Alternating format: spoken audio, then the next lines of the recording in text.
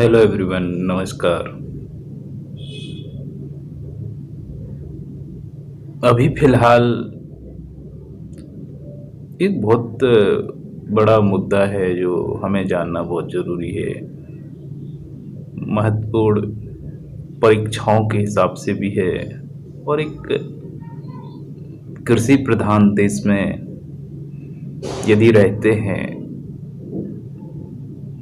तो हमारा ये कर्तव्य बनता है कि हमें कृषि से संबंधित जो भी जानकारी है, महत्वपूर्ण जानकारी है, उससे कहीं न कहीं भी वाकिफ़ होना चाहिए, है ना? तो हमारा देश कृषि प्रधान देश रहा है और है अभी भी। जैसा कि आप जानते हैं कि भारत सरकार ने ये कहा है कि किसानों की आय को दुगना किया जाएगा। तो ये विचार करने वाली बात बन जाती है कि किसानों की आय को दुगना किया जाएगा। तो सबसे पहले तो हमें पता ही होना चाहिए कि किसानों की आय है कितनी। जैसे मैं बोलूँ मैं किसान हूँ, तो मेरे को अपनी आय का निश्चित अनुपात पता नहीं है कि मेरी आय कृषि से कितनी होती है, क्योंकि ये निश्चित नहीं है। एक अतिवृष्टि हो जाए, अकाल आ जाए, तो कहीं न कहीं तो ये अनिश्चितता का खेल है। तो सरकार ने ये कैसे बोल दिया कि किसानों की आय को दुगना किया जाएगा। चलो मान लेते हैं किसानों की आय को दुगना करने का जो बेड़ा उठाया गवर्नमेंट ने, वो ठीक है, लेकिन ऐसा अभी से नहीं हो रहा है जो किसानों के ऊपर राजनीति नहीं होती है, क्योंकि किसान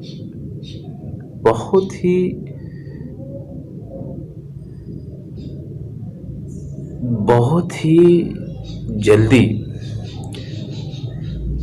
कन्विंस होने वाला व्यक्ति होता है ना? किसान बहुत ही जल्दी कन्विंस होने वाला व्यक्ति होता है और इसका प्रॉफिट राजनीतिक पार्टियां पूरी तरीके से लेती हैं, है ना? तो किसानों को लगता है कि गवर्नमेंट अच्छा करेगी, उम्मीद रहती है। किसानों की आय को दुगना, किसी सरकार ने कहा कि किसानों की आय को दुगना किया जाएगा, किसी ने कहा 1.5 गुना किया जाएगा, किसी ने कहा 4 गुना किया जाएगा, किसी ने कहा 5 गुना किया जाएगा, किसी ने कहा 6 गुना किया जाएगा। तमाम प्रकार के वादे किए जाते हैं किसानों के साथ, फिर भी उनके साथ खिलवाड़ होता रहा है। अभी से नहीं, शुरुआत से ही वादे होते हैं, चुनाव आते हैं, वादे होते हैं और चुनाव खत्म होने के बाद वादे समाप्ति की ओर अग्रेसिव हो जाते हैं, है ना? तो इसमें दो प्रकार के जो तरीके रहते हैं। एक तो वादे किए जाते हैं, वो खरे नहीं उतर पाते हैं। दूसरी बात ये रहती है कि जो राजनीतिक पार्टियों की नीयत रहती है वो अच्छी नहीं रहती है। किसी भी राजनीतिक पार्टी की बात करो तो वो नीयत अच्छी नहीं रहती है। 99% राजनीतिक पार्टियों में ऐसे व्यक्ति हैं जिनकी नीयत में खोट रहता है ना? तो दोनों ही ऐसे तरीके रहते हैं जो किसानों के बारे में सोचते ही नहीं हैं। चूँकि आप जानते हैं कि किसान जो प्राथमिक क्षेत्र है, अर्थशास्त्र में या इकोनॉमी की बात करें तो 3 प्रकार के क्षेत्र बनते हैं: प्राइमरी, सेकेंडरी और टर्सरी। ओके, प्राथमिक क्षेत्र, द्वितीय और तृतीय। प्राथमिक क्षेत्र जो आता है हमारे, वो कृषि से संबंधित जितने भी कारोबार हैं या कृषि है वो आते हैं, है ना? जैसे मत्स्य पालन, कृषि, पशुपालन, ये सब मिला करके कृषि प्राथमिक क्षेत्र में आता है। तो कृषि से जो भारत का 67% पर्सन जुड़ा हुआ है, जबकि जीडीपी में कृषि से जो आय है वो 17.5%, और अभी अभी जो रिसेंट की बात करें तो 15% के लगभग है, कम रही है कृषि से आय जीडीपी में। अब 67% व्यक्ति जो जुड़ा हुआ हो जिस क्षेत्र से, और फिर उसमें लगभग 17.5% मान लेते हैं, 17.5% इनकम उनको हो, है ना। और जहाँ 33% जो बचता है 67 में, 33% जो बचता है वो सेकेंडरी और टर्सरी यानी द्वितीयक और तृतीयक क्षेत्र में जुड़े हुए व्यक्ति हैं, जबकि इनका जीडीपी में योगदान ज़्यादा है। अब ये मानिए कि जहाँ पे 67% व्यक्ति ऐसे क्षेत्र में जुड़े हैं जहाँ से इनकम बहुत ही कम आ रही है ना। तो ऐसे व्यक्तियों का जो बेहतर जीवन होगा, नॉर्मल जीवन, बेहतर तो ठीक है, नॉर्मल जीवन होगा, बेहतर तो बहुत बड़ी बात होती है ना। यूएसए का है बेहतर, तो वहाँ तक पहुँचने में हमारे पास जीडीपी यदि जीडीपी 10% हो जाएगी ना, सॉरी हमारी जीडीपी 10 ट्रिलियन डॉलर हो जाएगी, जब ऐसा होगा लगभग 10 ट्रिलियन डॉलर जब हो पाएगा ऐसा बेहतर जीवन। 18 बोले तो पूरे विश्व की जीडीपी 90 ट्रिलियन डॉलर है, 90 ट्रिलियन डॉलर, जिसमें से 22 ट्रिलियन डॉलर तो अकेले यूएसए के पास है, 14 ट्रिलियन डॉलर चाइना के पास है। हमारी जीडीपी अभी पता है कितनी है? 3.2 ट्रिलियन डॉलर, जबकि हमें बेहतर जीवन जीने के लिए कम से कम 10 ट्रिलियन डॉलर होना चाहिए। वैसे हमारा रेशियो ये बनता है कि विश्व की जनसंख्या का 7.5 अरब है विश्व की जनसंख्या, तो विश्व की जनसंख्या 7.5 अरब है, तो ऐसा मान लीजिए कि भारत का हर 5वां व्यक्ति विश्व की जनसंख्या का 5वां व्यक्ति है। जब 90 ट्रिलियन डॉलर आपकी विश्व की पूरे वर्ल्ड की जीडीपी है, पूरे विश्व के पास जो रुपया है 90 ट्रिलियन डॉलर है, तो इस 90 ट्रिलियन डॉलर है, तो हमारा जो हर 5वां व्यक्ति विश्व का एक व्यक्ति है, यानी 4 व्यक्तियों के बाद 5वां व्यक्ति जो मिलेगा भारतीय मिलेगा, है ना। तो इससे हम भाग दे देंगे 90 ट्रिलियन डॉलर में, तो हमारी जो जीडीपी है तो लगभग 18 होना चाहिए, 18 ट्रिलियन डॉलर, जब हम बेहतर जीवन जी पाएंगे। लेकिन ऐसा पता नहीं कब होगा, नहीं मेरे को तो नहीं लगता अभी हो पाएगा, बहुत टाइम है। 3.2 ट्रिलियन डॉलर है हमारी जीडीपी, है ना। तो बात ये आ जाती है, अभी हम चल रहे थे जिस मुद्दे पे कि किसानों की आय को दुगना करना कैसे वो किया जाएगा, ठीक है। तो सरकार क्या करती है, उत्पादकता पे जोर देती थी, किसान उत्पादकता बढ़ाएं। अब किसान उत्पादकता जो बढ़ा देंगे, है ना, तो बेहतर जीवन की थोड़ी बात कर लेते कि बेहतर जीवन कैसे नहीं जी पाएंगे किसान। देखो इनकम बहुत कम हो पा रही है जिस क्षेत्र में, तो आपका जो आर्थिक जो वजूद है, जैसे शिक्षा, सामाजिक तरीके से रहना, इस थोड़ी तरीके से एजुकेशन क्षेत्र में भी ले लो, आर्थिक क्षेत्र में भी ले लो, सामाजिक क्षेत्र में भी ले लो, राजनीतिक क्षेत्र में भी ले लो, किसी भी प्रकार के क्षेत्र में आप अपनी प्रोग्रेस नहीं कर पाएंगे, है ना, जब तक आपकी फाइनेंशियल प्रॉब्लम का सॉल्यूशन नहीं मिल जाता।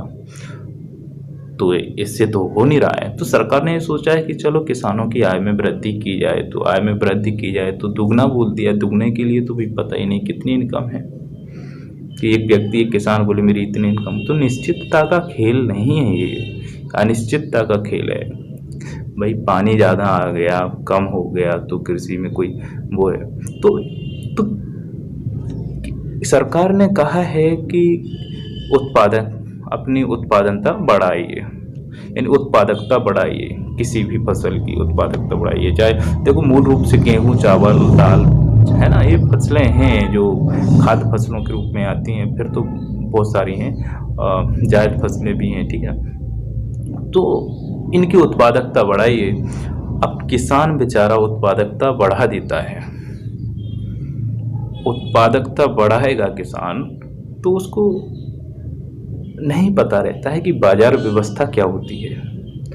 तो उत्पादकता जैसे ही बढ़ाई तो बाजार की एक व्यवस्था होती है, बाजार की एक नीति होती है, एक नियम है। ऑटोमेटिकली क्या होता है कि जिस वस्तु की बाजार में ज़्यादा उत्पादकता या ज़्यादा मात्रा हो जाती है तो उसकी प्राइस में गिरावट आ जाती है ना। तो गिरावट आ जाएगी, उत्पादकता बढ़ा देगा किसान, गेहूं को ज़्यादा बढ़ाएगा उत्पादन में, चावल को बढ़ाएगा, या किसी भी एक फसल को ले लेते हैं पहले।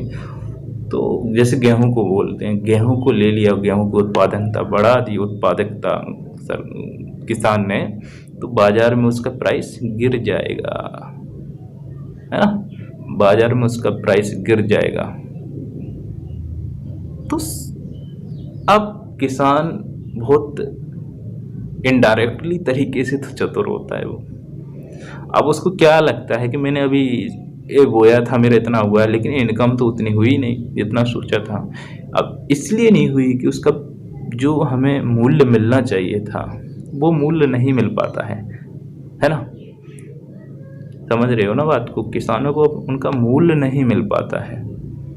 तो उत्पादकता तो बढ़ी लेकिन उनकी इनकम में वृद्धि नहीं हुई, क्योंकि बाजार में मूल्य गिर गया। और उसका नियम भी है, जिस वस्तु की मात्रा ज़्यादा बाजार में हो जाएगी उस वस्तु का प्राइस डाउन हो जाता है, ठीक। तो अब किसान ऐसा यदि सोचने लगे कि हमें उत्पादकता नहीं बढ़ाना है, किसी भी फसल की उत्पादकता नहीं बढ़ाना है, तो पता है क्या होगा, भूखमरी आ जाएगी, पूरी अर्थव्यवस्था चौपट हो जाएगी और उत्पादकता खत्म हो जाए। मैं ये कह रहा हूं कि अर्थव्यवस्था चौपट हो जाएगी, है ना।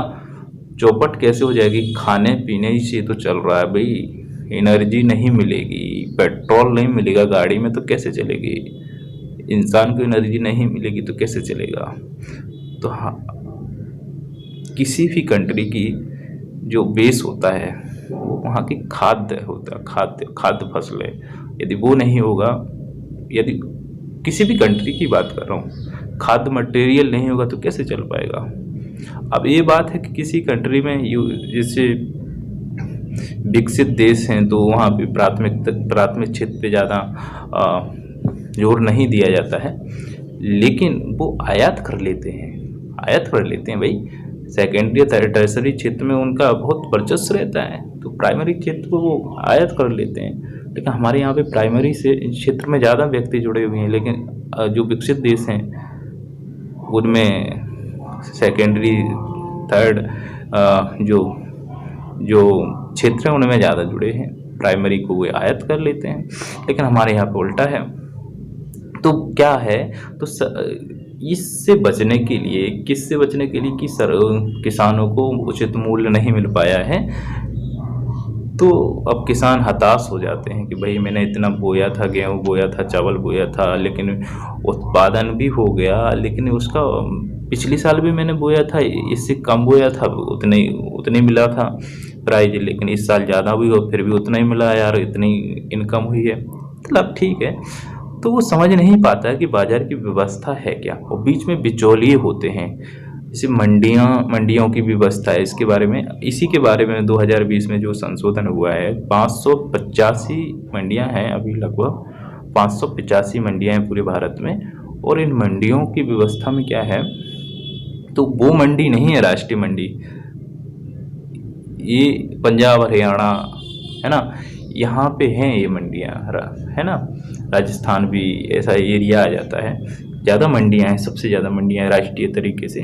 और जबकि यूपी, मध्य प्रदेश, झारखंड, बिहार यहाँ पे नहीं है।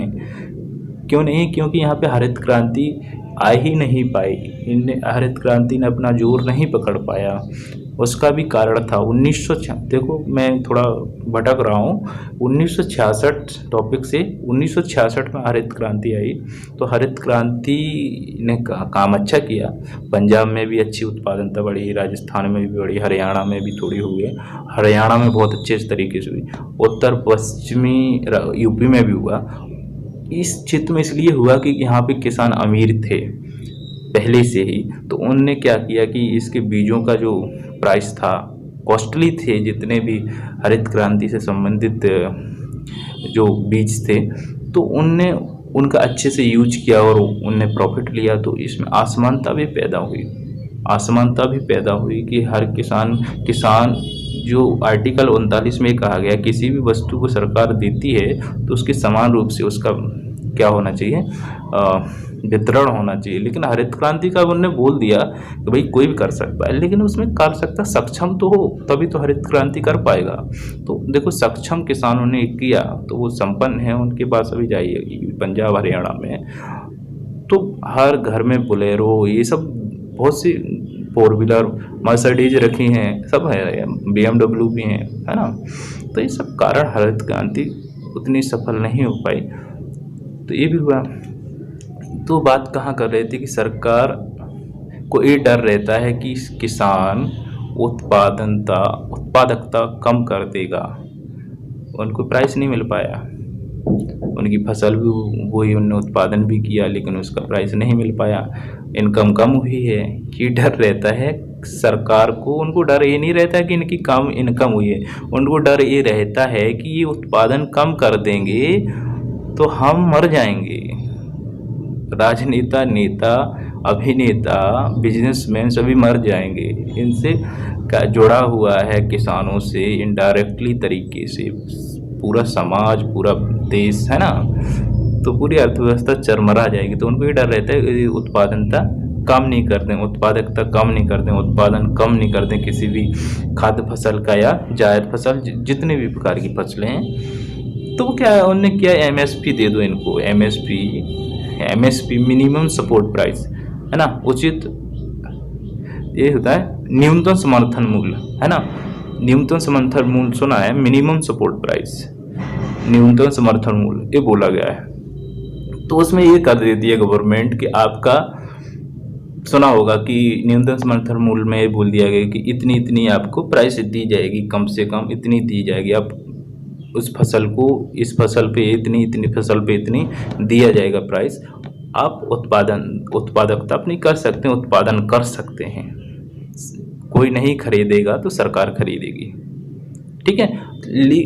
तो इसको जोड़ने के लिए सरकार ने किया है कि जोड़े रहें, कनेक्टिविटी रहे, ये हताश नहीं हो, उत्पादकता बढ़ाएं, अपने उत्पादन करें, ठीक है। तो MSP भी सफल नहीं हो पाई, उसमें भी कई प्रकार के बिचौलिए हैं और अब मंडियों की व्यवस्था नहीं है।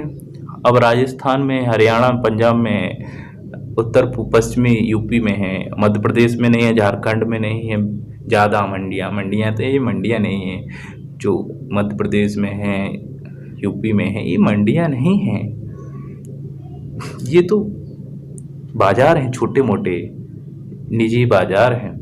इसमें बिचौलिए रहते हैं जो बीच में दलाली का काम करते हैं, तो यहाँ से भी शोषण हो जाता है। अब गांव-गांव जाकर के जो पल्लेदार होते हैं, साहूकार होते हैं, वो घर घर जाकर के गेहूँ, जितनी भी फसलें उनको उस किसानों से खरीदते हैं बहुत ही निम्न दर पे, फिर वो मंडियों में जाकर के वो बेचते हैं। तो यहाँ पे भी शोषण होता है, उनका MSP भी सफल नहीं हो पाई उनकी। और क्या होता है कि भंडारण नहीं है, MSP से खरीदेंगे तो उन सरकार के पास फिर भंडारण नहीं रहता है कि इनकी गेहूं को रखा कहाँ जाए। तो खरीद भी लेते हैं तो पता चला कि गेहूं सड़ रहा है बरसात में, कहीं पूरा गेहूं क्या हो गया कि पानी से भीग गया या सड़ गया कि रखा। इस प्रकार से तमाम प्रकार से सेफ्टी नहीं है, तो MSP भी सफल नहीं हो पाया। तो अब 2020 में संशोधन किया गया है कि सरकार इस पे विचार करेगी कि अब क्या करेगी कि उत्पादकता पे तो जोर देगी, ठीक है उत्पादन करे किसान, लेकिन उनकी जो मूल्य है उस मूल्य में वृद्धि करेंगे, है ना। किसी भी फसल की मूल्य में अब वृद्धि करेंगे, तो वृद्धि करेंगे तो कैसे करेंगे? इसके लिए अशोक दिलवाई समिति 2016-17 में आई थी और इसमें कहा गया था कि किसानों की आय को दुगना किया जाएगा 2022 तक। इसका टारगेट था 2016 से 2022 तक, है ना, किसानों की आय को दुगना करना 2022 तक किया जाएगा। तो इसमें एक कहा गया है कि किसानों की आय को दुगना जो किया जाएगा उसको क्या बोलेंगे, आय क्रांति, इनकम रिवॉल्यूशन, ठीक है, इनकम रिवॉल्यूशन ये है, इसके नाम से इसको जाना जाएगा, आय क्रांति को। अब इसमें ही तो बोला गया कि जो मंडियां हैं, अब इसको क्या किया जाएगा, मंडियों में बिचौलियों का जो वर्चस्व बना हुआ है उनको कम किया जाएगा किसी न किसी प्रकार से। और जो मंडियों में टैक्स लगता था राज्य सरकारों के अंतर्गत, तो एक ये राष्ट्रीय मंडियां होंगी जो कि किसान क्या करेंगे। पहले ऐसा होता था कि किसान अपने ही राज्य में मंडियों में बेचते थे और अपनी उत्पादकता को, तो अपनी फसलों को बेचते थे अपने ही राज्य में, तो राज्य सरकार क्या करती थी, टैक्स लेती थी मंडियों से टैक्स लेती थी, तो क्या करते थे, मंडियों वाले भी ठगते थे किसानों को, है ना। तो इसमें ये व्यवस्था की जाएगी अब कि किसान यदि चाहता है तो वो दूसरे राज्यों में भी जाकर के अब बेच सकता है, राष्ट्रीय स्तर पे बेच सकता है वो, है ना, तो अपनी फसलों को बेच सकता है, सरकार उसका उचित मूल्य देगी, ऐसा बोला गया है ना। तो बहुत लंबी बहस हो जाती है इस पे भी। अभी जैसे अब दूसरे राज्यों में जाएगा किसान, तो इसमें भी लफड़ा है उनको, है ना। ऐसे लफड़ा है कि पता चला कि दूसरे राज्यों में फसलों को बेच दिया, हो सका कि समय पे उनका पैसा नहीं मिल पाया, जो बेचा है तो उसका जो प्राइस बनता है वो नहीं मिल पा रहा है किसानों को, तो भी उनको डर रहता है, तो अब उनके लिए वकील करना पड़ेगा। पता चला कि उतनी उनसे इनकम नहीं हुई है, उनको उससे ज़्यादा वकीलों को दे दिए, तो इसमें भी डर बना है। तो मेरे को ऐसा लगता है कि ये भी सफल नहीं हो पाएगा प्लान। सरकार ने जो बोला है कि दुगना किसानों की आय को किया जाएगा, और किसानों की आय को सबसे पहले तो पता ही नहीं कि कितनी है, अब उसका जब डबल हो जाएगा वो दुगना होगी, तो सबसे पहले तो उसका पॉइंट ही पता नहीं कि किस पॉइंट से उसको इंक्रीज होना है, बढ़ना है।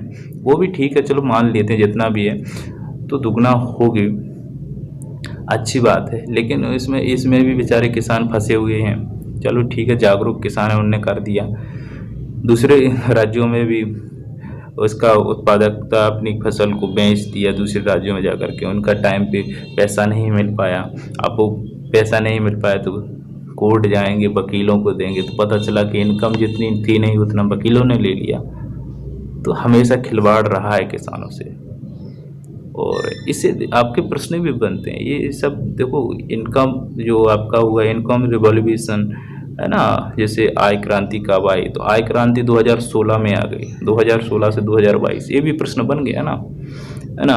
विधेयक भी 3 अभी पास हुए एग्रीकल्चर से संबंधित, वो भी ठीक है। इसी के संबंध में मंडियाँ कितनी हैं, 585 मंडियाँ हैं कुल भारत में अभी। ये प्रश्न भी बनते, लेकिन उसका निकालने का तरीका होना चाहिए। मैंने परीक्षा से संबंधित ही बात बोली है आप सभी। Thank you very much.